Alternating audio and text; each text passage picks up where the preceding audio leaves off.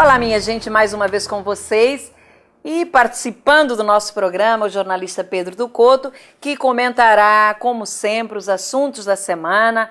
E nós já vamos iniciar falando de uma coisa muito boa, que foi a homenagem prestada a Davi Cohen, que é o presidente da Sinagoga Betel, que funciona no CIB, em Copacabana. Ele foi homenageado com o título Cidadão Benemérito do Estado do Rio de Janeiro, por nossa iniciativa.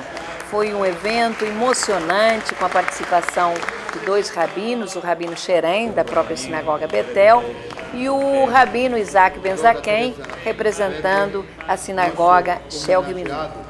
Também participou do evento o seu filho, que falou em nome do pai. Foi muito emocionante. O homenageado merece todas as condecorações, porque é uma pessoa que trabalha pelo Estado do Rio de Janeiro, que trabalha pela comunidade judaica e tem um envolvimento com a causa social também muito grande. Mas Pedro teve uma notícia essa semana nos jornais que realmente me magoou, me deixou muito triste, que foi a morte de um menino de apenas 14 anos de idade, Fábio de Souza, era portador de uma insuficiência respiratória. Imaginem vocês, por causa de R$520, que era o custo do respirador, a que ele tinha direito, porque a justiça já tinha dado esse direito a ele, as esferas da saúde pública, tanto o município, quanto o estado, quanto o governo federal, se omitiram, cada um transferiu a responsabilidade para o outro e o menino acabou morrendo. Lamentável. Mas nós aqui do programa chamamos a atenção que o caso do Fabinho, como era chamado carinhosamente, nós tomamos conhecimento. Mas situações como a dele e outras tantas acontecem todos os dias. Todos os dias morrem inúmeras pessoas por falta de atendimento médico. Onde está o respeito à Constituição que diz que saúde é direito de todo cidadão? E nós vemos isso aí na televisão, os candidatos a cargos eletivos a todo momento usarem esse slogan, quando na verdade não é cumprido. Falta tudo na rede pública de saúde, quer estadual, quer municipal, quer federal. No município, então, nos ambulatórios médicos, não tem remédio para a hipertensão arterial, não tem remédio para a glicose, para o combate à diabetes, e a todo momento está aumentando o número de amputações de membros nos hospitais, pessoas ficando cegas porque não fazem a prevenção, simplesmente porque os ambulatórios médicos, as chamadas famosas UPAs, não fornecem a medicação adequada. E todo dia notícia no jornal. E a UPA sendo inaugurada aqui, clínica da família sendo inaugurada ali, mas funcionar, que é bom, não acontece absolutamente nada. Exatamente, Tereza. As suas palavras vigorosas, firmes, objetivas e diretas refletiram bem o retrato, no caso do menino Fábio, do descaso e da omissão das redes públicas de saúde. Como você disse, municipal, estadual, federal, no Rio de Janeiro. Um verdadeiro desastre, uma calamidade. Como é possível alguém perder a vida porque faltou um respiradouro que custa R$520 por mês e que é de uso coletivo, não é para uso de uma pessoa. Além do mais, o ser humano tem direito aos serviços de saúde porque não são de graça para ele, não. Ele paga através de impostos. O menino Fábio é mais uma vítima fatal de todo esse quadro de omissão que envergonha a administração pública do país, do Estado, do município, do país. Mas, Pedro, vamos passar para um outro assunto que foi manchete em toda a mídia, mas ao que parece a população não atentou para a gravidade da questão,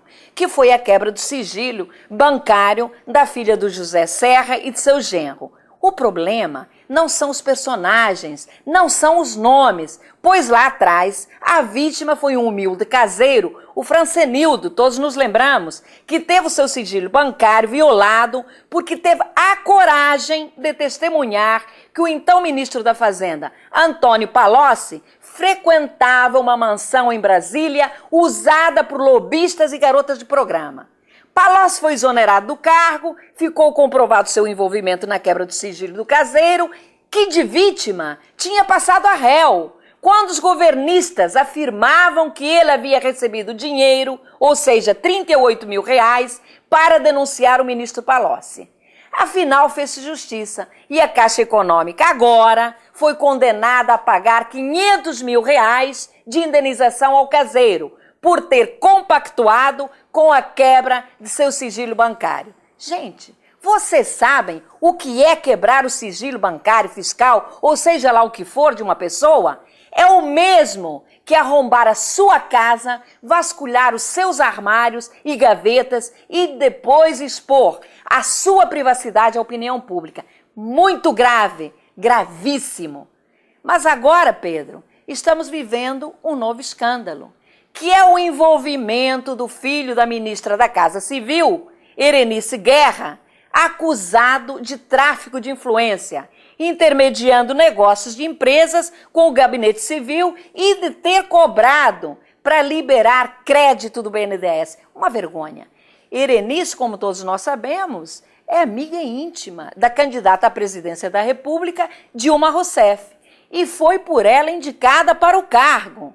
O fato é que o ministro da Justiça, Luiz Paulo Barreto, isentou de qualquer responsabilidade a ministra Erenice.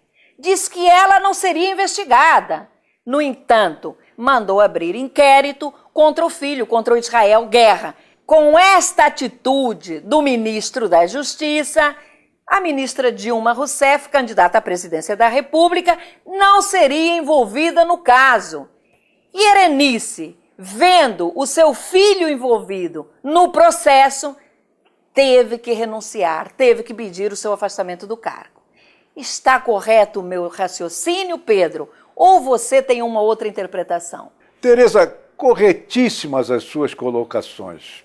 Revelam bem, acentuam uma onda de corrupção que se desenvolveu, se projetou através de vários estágios e agora culminou na Casa Civil, derrubando a ministra Erenice Guerra, que outro caminho não tinha, a não ser se afastar, na medida em que, pelo menos, houve a determinação do governo de investigar o seu filho.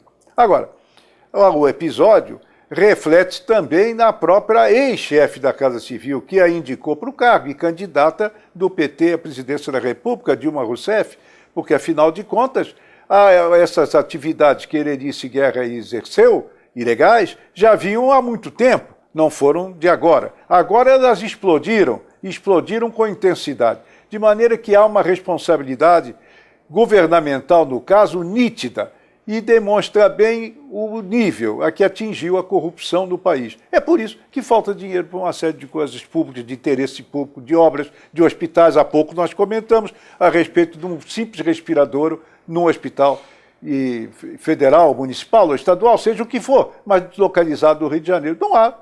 O dinheiro vai todo para essa onda de corrupção, esse redemoinho. E ainda para finalizar, depositado lá fora, porque não está nas declarações de imposto de renda de nenhum dos acusados.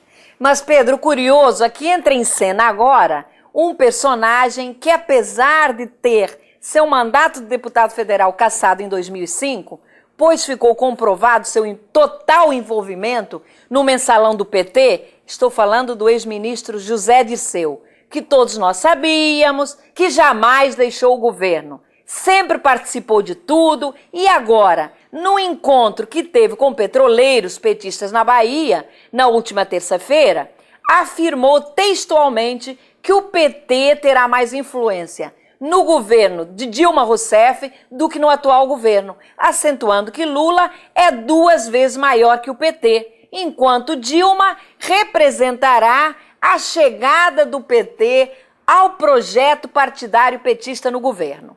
Deu a entender que Dilma também será refém do PT e que pretende controlar a imprensa independente e profissional, imitando assim Hugo Chávez da Venezuela.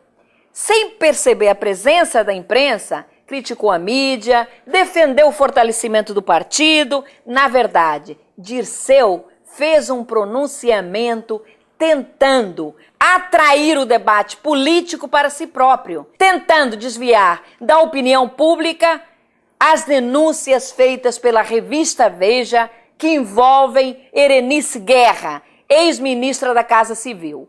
A oposição, no entanto, já havia se mobilizado, pois o líder do PSDB na Câmara, o João Almeida da Bahia, e o senador Álvaro Dias, que também é do PSDB, tinham protocolado representação junto ao Procurador-Geral da República, o Roberto Gurgel, propondo que Erenice fosse afastada do cargo até o final das investigações, do caso, claro. E acusaram a Casa Civil, comandada por ela, de ser uma fortaleza de imoralidades e corrupção, lembrando ainda do dossiê falso contra a dona Ruth Cardoso e o caso de Lima Vieira, a secretária da Receita Federal. O fato é que os escândalos se acumulam e o presidente Lula não queria demitir Erenice, pois seria o mesmo que demitir Dilma Rousseff, você não acha, Pedro? Concordo, sim. Ele não queria admitir, nem queria demitir, mas teve que se curvar à realidade dos fatos e afastar indiretamente a auxiliar que tinha sido indicada por Dilma Rousseff para substituí-la na Casa Civil. Isso é flagrante. Nos bastidores não se sabe direito o que o Lula disse a Erenice, mas certamente as palavras foram duras. A respeito do ex-ministro José Dirceu, eu me lembro de Nelson Rodrigues. Ele é um homem fatal, personagem de peças de Nelson Rodrigues. Tudo que ele toca transforma em confusão. Do mensalão a essa crise agora da aviação, sem rima e sem trocadilho. José Dirceu, chamado por Roberto Jefferson de chefe da quadrilha do mensalão, continua no governo com extremo poder, apesar do ministro Joaquim Barbosa, do STF em 2007, ter aceitado o processo contra ele. Mas lá se vão 3 anos e José Dirceu não foi julgado. O que nós concluímos é que quem tem o poder pode tudo. Eu pergunto, por quanto tempo a opinião pública continuará embalada no sonho e sono mais profundo da prosperidade e permanecerá em silêncio? Só o tempo dirá. Pedro, infelizmente chegamos ao final do nosso programa. Obrigada pela sua participação. A você que nos assiste, tenha uma excelente semana. Nos encontramos no próximo domingo, às 12 horas, aqui na CNT. Até lá!